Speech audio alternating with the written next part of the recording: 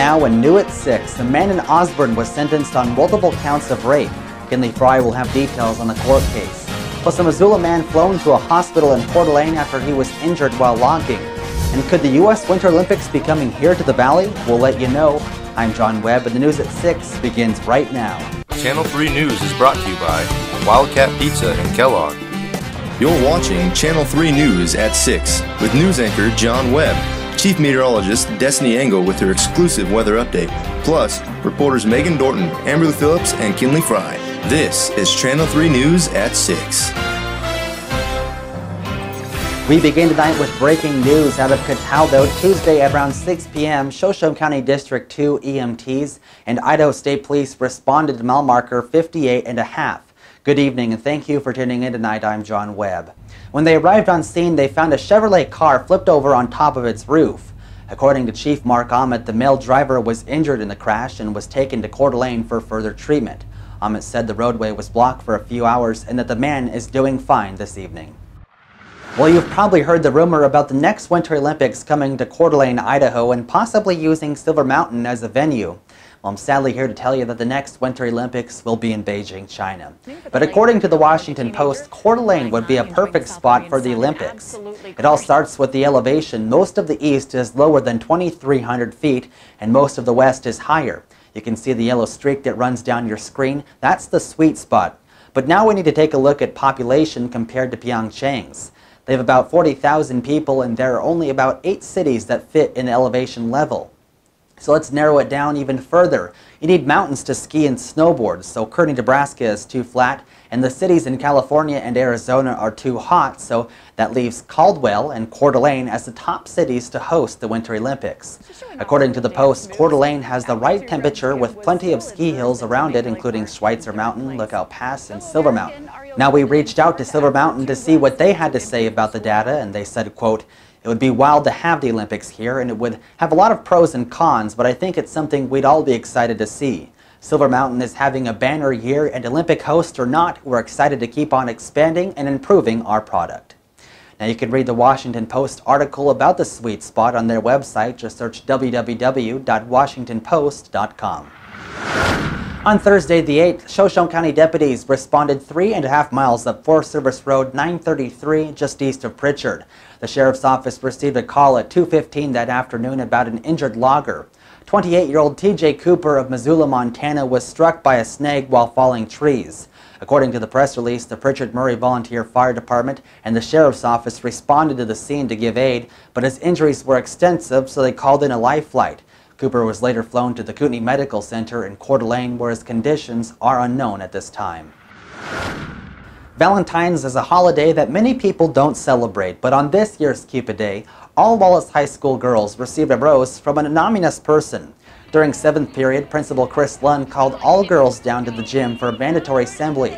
As the girls sat on the bleachers, Mr. Lund announced that a local community member had purchased a rose for each girl. Well, I think it was really sweet how we got anonymous roses to basically make everyone feel really cared about and loved for, I guess, on Valentine's Day. Last year they were also handed a rose, but the mystery still remains.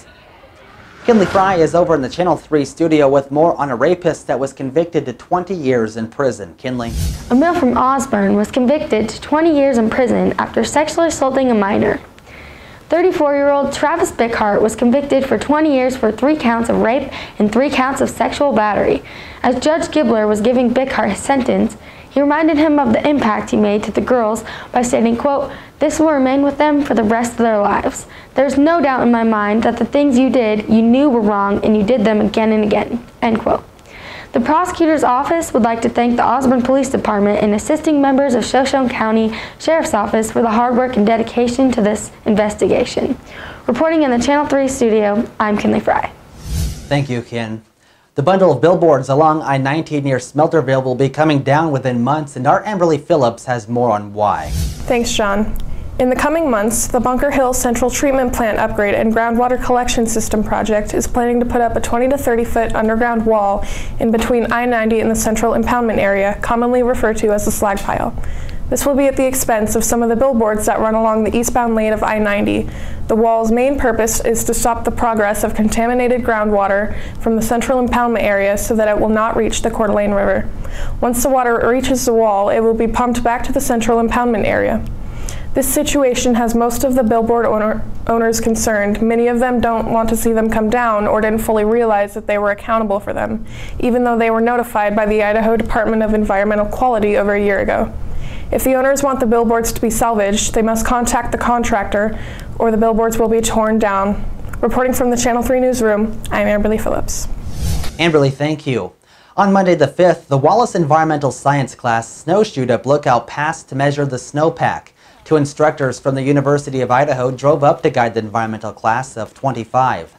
The class learned the basics of measuring the pack, and they also took a look at how they use modern technology like a snow tail to measure the depth. Well, it's a beautiful day out here on the slopes of Lookout. Very good powder. I've been shredding it all day on the old things. And it was a very fun day digging up holes and measuring the snowpack of the density.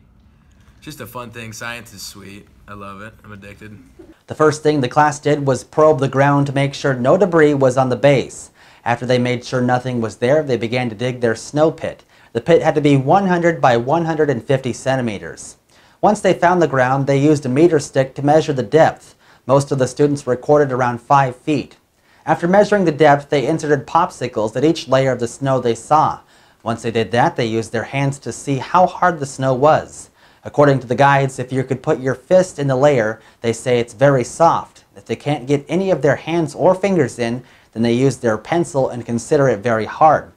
Step 7 includes using a syringe to pull snow out of each layer to measure its snow-water equivalency.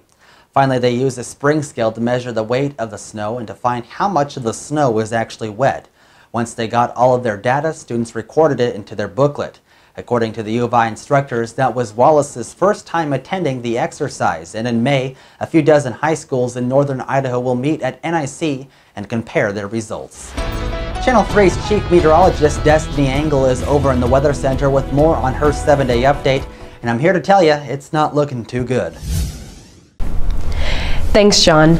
New snow accumulation this week of up to 42 inches possible. As you can see, a huge snowstorm is coming in throughout this week. Saturday we're seeing snow, and the snow could be heavy at times, with a high near 36. The south winds are going to be 6 to 8 miles per hour with a chance of precipitation of 90%. The new snow accumulation should be 9 to 13 inches possible. Now Saturday night, we're seeing about the same with 4 to 8 inches possible of new snow accumulation. Sunday we're also seeing snow, and the snow could be heavy at times, with a high near 25. The chance of precipitation is 80% with new snow accumulation of 2 to 4 inches possible. Then throughout the rest of the week, expect to see highs in the mid to upper 20s. John? Destiny, thank you. In state news, Idaho lawmakers have introduced 2 alternative tax cut plans to Governor Butch Otter's $200 million tax relief package. The House Revenue and Taxation Committee agreed Monday to give the alternative tax proposals a full hearing later this session, even though Otter's bill has already passed the House. One proposal backed by Republican Representative Vito Barberi slashes personal and corporate income tax rates, eliminates the sales on groceries, and does not conform to recent federal tax changes. The other proposal, backed by Senator Dan Johnson, is similar to Otter's plan, but it would keep the dependent exemption rather than create a $130 child tax credit. Under Otter's plan, all 7 of Idaho's brackets for personal income tax rates and corporate tax rates would be reduced by 0.475%, and doing so would lower the state's general fund by $156 million, and the 130 child tax credit would slash the fund by $42 million. Finally, in our broadcast tonight, when Andrew Kirka was only 13 years old, he was an award-winning wrestler who had achieved several state titles. Then an ATV-related accident left him paralyzed from the waist down. Instead of allowing negativity to consume him, the youngster from Homer, Alaska became a Paralympic champion. Since Kirka turned his focus from wrestling to mono-alpine skiing, he has won 4 world championship medals from the snowy sport. Now, the 26-year-old will be competing in the Pyeongchang Winter Paralympic Games in South Korea, and you can catch Kirka along with many other strong Olympians on KHQ Channel 6. Well, that's it for Channel 3 tonight, and for all of us here at Channel 3 News, have a great night.